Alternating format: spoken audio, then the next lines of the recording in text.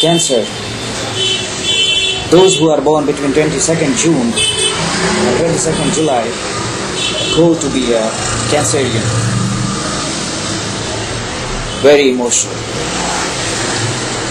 બહુ જ emotional personality.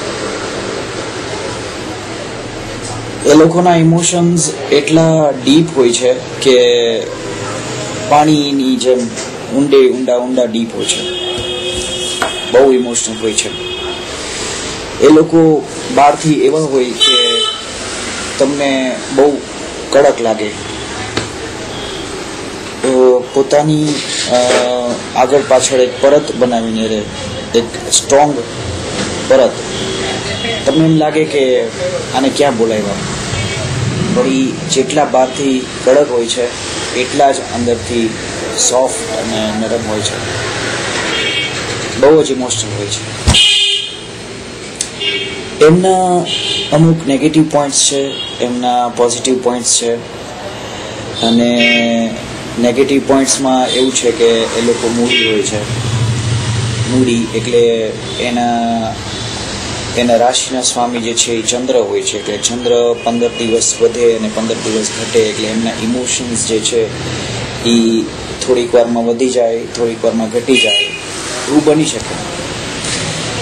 પણ બહુ જ કેરિંગ પર્સનાલિટી હોય. તમારી પાસે જો કોઈ ઇમોશનલ પાર્ટનર હોય કે જે કેન્સરિયન છે તો તમે બહુ લકી કહેવાશો. કારણ કે એ જે હદે તમારી કેર લેશે, બીજી કોઈ પણ રાશિના જાતકો એટલી કેર નહીં લઈ શકે. એમને કોઈ દિવસ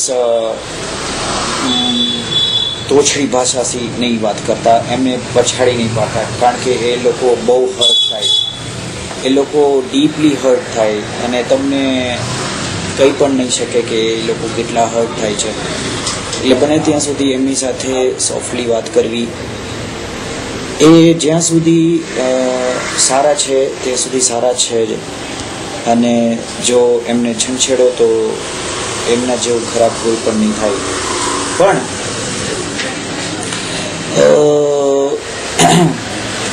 કેન્સેરિયન એટલે વીછી કહેવાય છે. જે વીછી એ બહારથી બહુ સ્ટ્રોંગ હોય છે.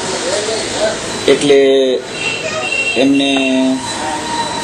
એમને ઘરમાં રહેવું ગમે, એમને છોકરાઓ ગમે, છોકરાઓની સાથે રહેવું ગમે, અને એમને પાર્ટીઝ ગમે.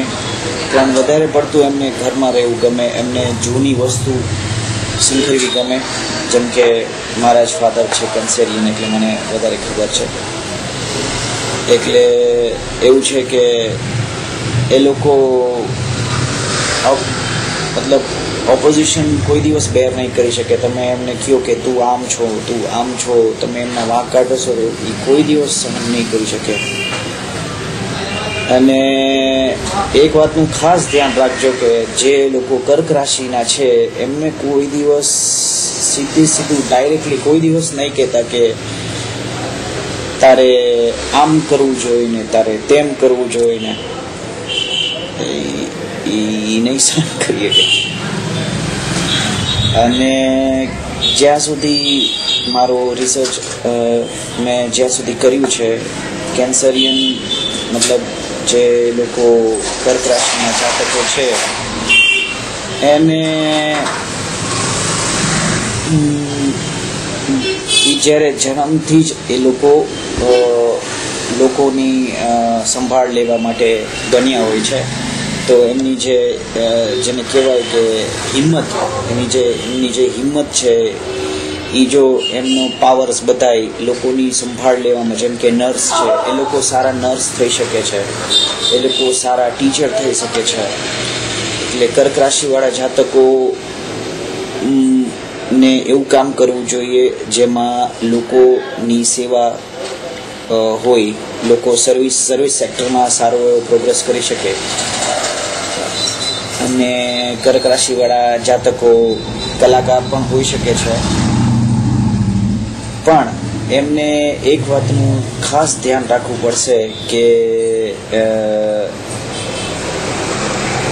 એમને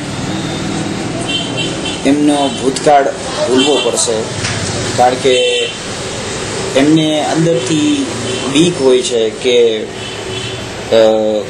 મારી સાથે આવું બની ગયું તો એ હવે પણ બનશે તો આગળ ભવિષ્યમાં, તો એ એક ડર હોય છે. એ ડરની સાથે જીવતા હોય છે કે મારી પાસ્ટ લાઈફમાં આવું થઈ ગયું તો પાછું થઈ જશે તો પણ એ એકચ્યુઅલી એ ખાલી અંદરનો ડર છે. જો એ ડરને એ જીતી લે તો એ ઘણી સારી એવી લાઈફ જીવી શકે છે. તો આ હતું મારું રિસર્ચ કર્ક રાશિ વિશે. આશા છે કે આપને પસંદ આવ્યો હશે. અને પછી હું આવું છું કન્યા રાશિ વિશે થોડું કહીશ. તો enjoy your life. Thank you.